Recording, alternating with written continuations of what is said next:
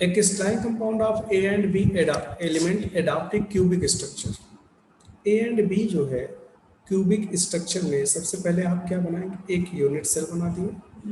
This is the unit cell, this is the unit cell. इसमें बता रहे हैं ए बी जो है आपस में क्रिस्टलाइजेस करके एक यूनिट सेल बनाती है, जिसमें बी जो है अडॉप्ट कर रहा है कॉर्नर पे. बी को कॉर्नर पे अडॉप्ट करवा दीजिए. This is the B, this is the element of B. B corner पे आ रहा है. आपको पता है कॉर्नर के जो एटम होते हैं 1/8 ही कंट्रीब्यूशन करते हैं. इस तरीके से बी एटम कितना आ रहा है 1/8 इंटू सॉरी 8 कॉर्नर है तो 8 कॉर्नर का 1/8 ही हिस्सा आता है, इक्वल टू कितना आ गया 1. तो बी इक्वल टू कितना आ गया 1 आ गया. फिर क्या करें कि फेस पे जो है एटम ए रखे गए हैं. चलो फेस पे एटम ए को रख दो. ये फेस हो गया, ये एक फेस हो गया, इस पर एक एटम रख दी. एक पीछे वाला फेस हो गया, इस पे एटम रख दी. ये 6 फेस पे 6 एटम को रख दी. यहाँ पे एटम ए को रखा गया है जो कि 1/2 ही कंट्रीब्यूशन करता है. ठीक है. और उसमें से बता रहे हैं, ध्यान रखिएगा, B occupies of the cube while atom A are present at the centre of each alternate face. Alternate face, alternate face पे है. अल्टरनेट फेस का मतलब ये हुआ कि जो हमारा ए है वो अल्टरनेट फेस पे है. तो अल्टरनेट फेस कैसे आप बनाओगे, ऐसे आपको रखना है अल्टरनेट फेस. चलो भाई, जैसे मैंने इस फेस पे आइटम को रख दिया, इस फेस के बाद यहाँ पे नहीं रखूंगा, यहाँ पे नहीं रखूंगा, यहाँ पे नहीं रखूंगा और इसके पीछे वाले पे नहीं रखूंगा, क्योंकि एक फेस से ये वाला भी फेस जुड़ा है, ये वाला भी फेस जुड़ा है, सामने वाला भी जुड़ा है, पीछे वाला भी जुड़ा है. आप ध्यान से देखिएगा मैं क्या कह रहा हूँ. अगर इसको समझना है तो आप इस बॉक्स को देखिए जरा ध्यान से. अगर आप इसको समझना है तो इस बॉक्स को देखिए कि एटम को कहाँ पे रखा जा रहा है. ये सपोज करो एटम है, ये सॉरी ये क्यूब है. कॉर्नर पे, यहाँ पे कॉर्नर पे ए एटम को सेटिस्फाइड करा दिया गया है, ऑक्युपाई करा दिया गया. 8 कॉर्नर है, 8 कॉर्नर पे ए एटम बी एटम को रख दिया गया है. फेस कहाँ रखे गए हैं, अल्टरनेट पे. जो ए वाला एटम है अल्टरनेट फेस पे, जैसे अगर मैं इस फेस पे रख दूंगा तो इस फेस के बाद यहाँ पे नहीं रख पाऊंगा, यहाँ पे नहीं रख पाऊंगा, यहाँ पे नहीं रख पाऊंगा, इसके पीछे वाले में नहीं रख पाऊंगा. इसका अल्टरनेट फेस ये हो जाएगा. मीन्स एक सामने पे रखूंगा और एक इसके जस्ट नीचे रखूंगा. तो ऐसे स्थिति में ये फेस पे एटम जो होंगे वो कितने हो जाएंगे, यहाँ पे रखा जाएगा और यहाँ पर. ये एटम ए को रखा गया, एटम ए को रखा गया, 2 एटम है और एक फेस का कंट्रीब्यूशन कितना होता है 1/2 ही होता है. तो 2 इंटू 1/2 इक्वल टू कितना हो गया 1. अर्थात ए भी 1 होगा, बी भी 1 होगा. आपका कंपाउंड कौन सा बनेगा, ए बी टाइप का कंपाउंड बनेगा. इसका मतलब first option is the right option. First option is the right option.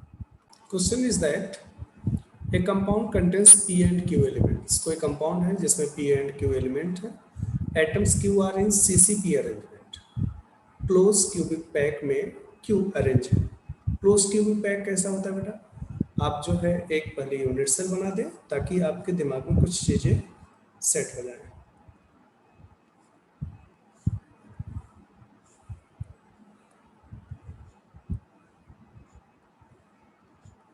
ये यूनिट सेल है.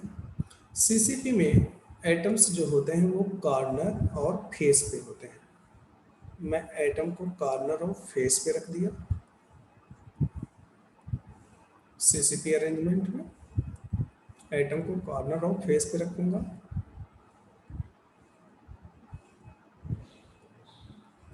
ओके. इसका कंट्रीब्यूशन आपको पता है 1/8 होता है, इसका कंट्रीब्यूशन 1/2 होता है.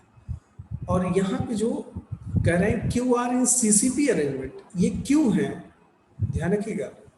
ये जो है ना ये क्यू है, जो कॉर्नर पे रखे गए हैं और फेस पे रखे गए हैं वो क्यू है. और आपको पता है कि जब कॉर्नर और फेस पे एटम रखे जाते हैं तो सीसीपी जो होता है वो 2 तरह का वाइड्स बनाता है, टेट्राहेड्रल वाइड्स और ऑक्टाहेड्रल वाइड्स. बट यहाँ पर जो है ये जो ए है पी है वो कहाँ पे अरेंज है, while P occupies all tetrahedral sides.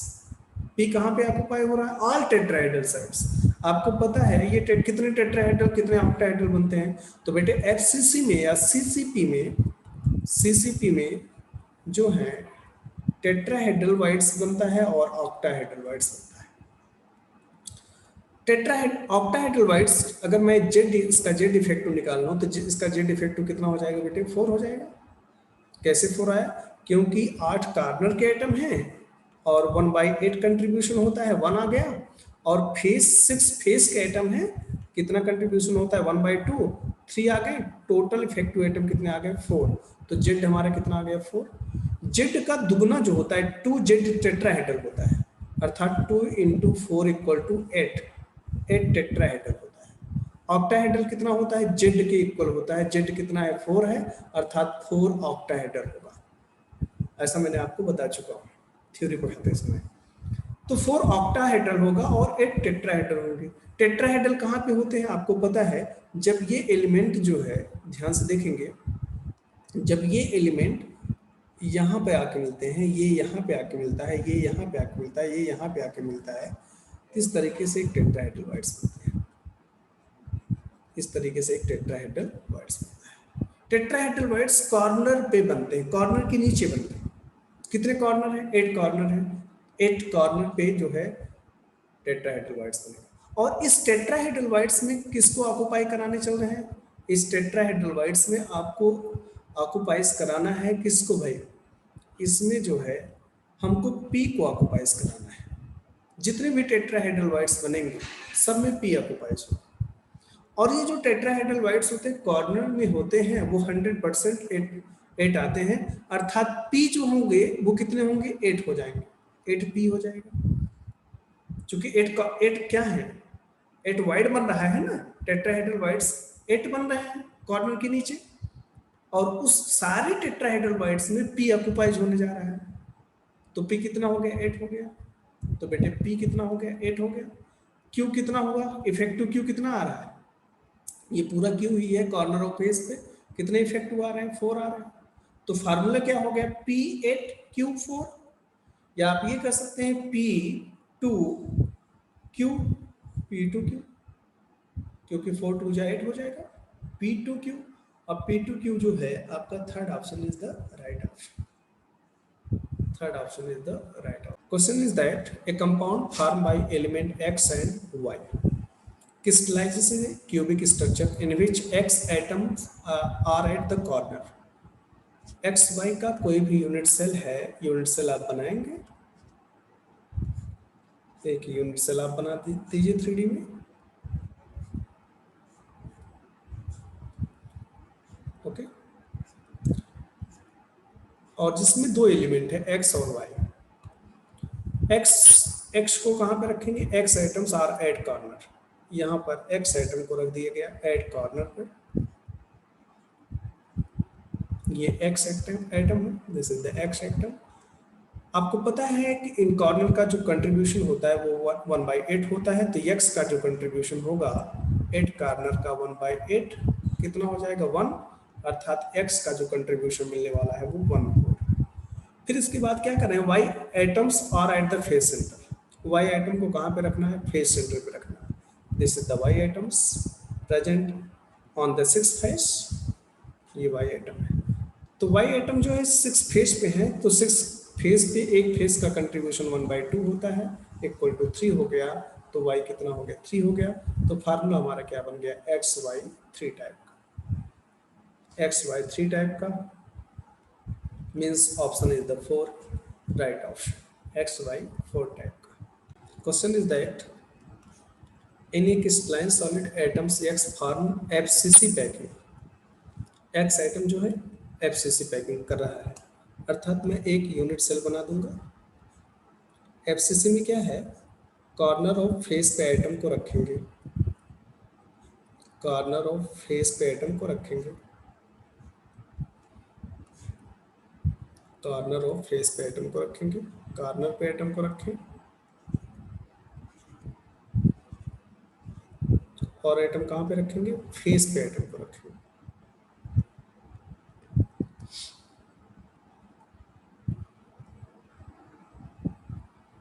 Face पे एटम को रखेंगे।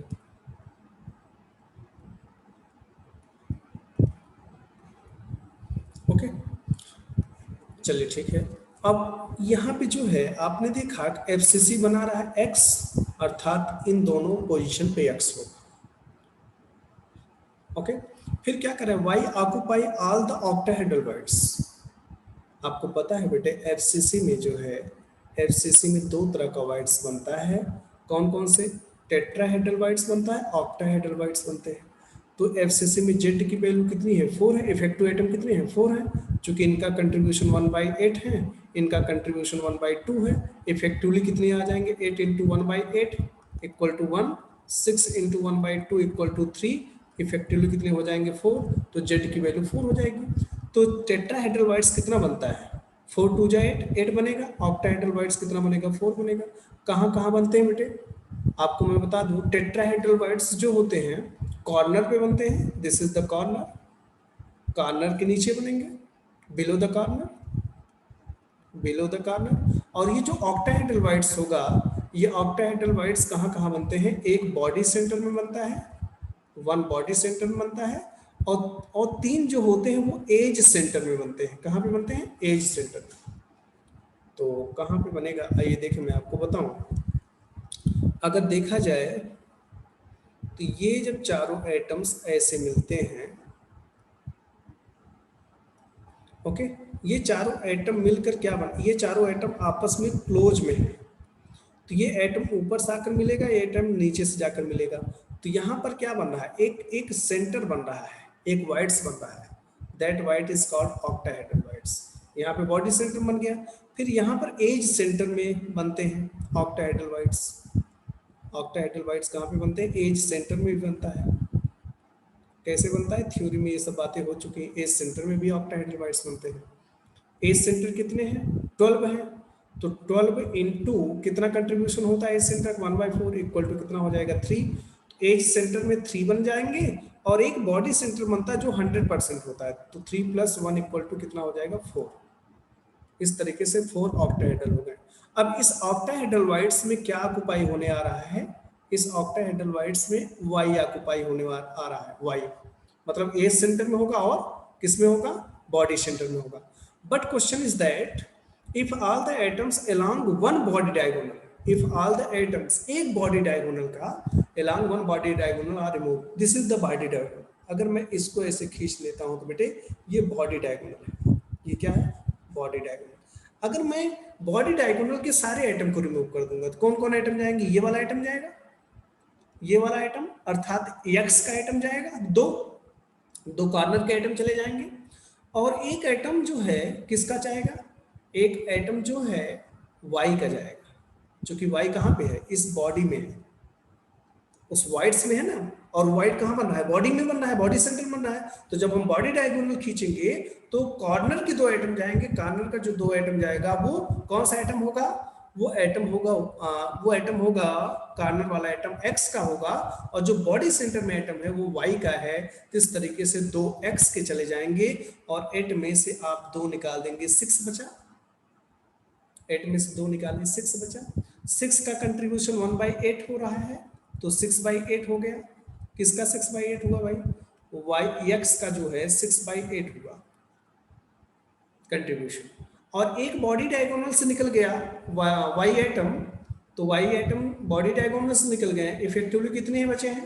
4 में से 1 निकल गया तो 3 बचे हैं। y इक्वल टू कितना बचा? 3 बचा। तो रेशियो क्या हो जाएगा? x 6/8 और y 3। अब इसको इसमें मल्टीप्लिकेशन भी कर सकते हो, तो x 6 और y 8, 8 3 जा 24, y 24 हो जाएगा, और ये हो जाएगा 6 4 जा, तो ये हो जाएगा x y taken 4, x y taken 4। ऐसा ऑप्शन है क्या? नहीं है क्या?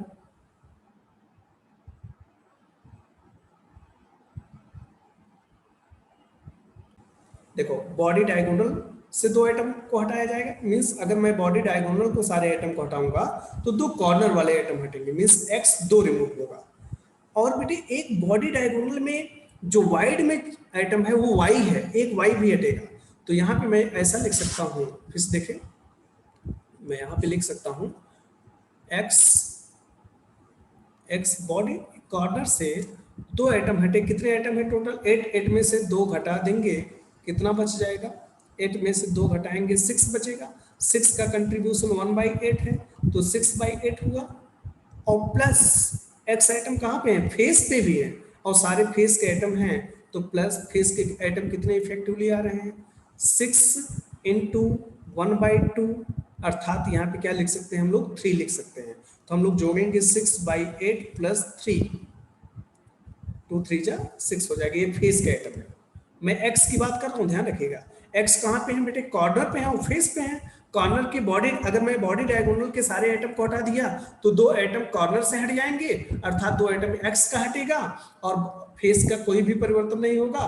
तो 6/8 प्लस 3 एलसीएम बनाएंगे तो 8 हो जाएगा बेटे, और ये क्या हो जाएगा? 6, और ये हो जाएगा 24, इक्वल टू कितना हो जाएगा? 30/8 हो जाएगा। हमारे पास x का जो रेशियो आया वो 30/8 आया। फिर इसी तरीके से हम लोग y का लेंगे। y कितना हट रहा है बेटे? एक सिर्फ बॉडी सेंटर से हट रहा है, बाकी एज सेंटर पे 3 y है, तो y इक्वल टू कितना हो जाएगा बेटे? 3 हो जाएगा। तो हम लोग रेशियो निकाल लेंगे x का 30/8 और ये y 3 हो जाएगा। ये इसका मल्टीप्लिकेशन हो जाएगा, तो कितना हो जाएगा? x 30 y 24, y 24। अब इसको हम लोग सॉल्व कर लेंगे। किससे सॉल्व करेंगे बेटे? अगर हम लोग इसको डिवाइड करें 6 से काटें, 6 5 जा 30, 6 4 जा 24, तो x 5 y 4 हो जाएगा। x 5 y 4 हो जाएगा। x 5 y 4 is the right option.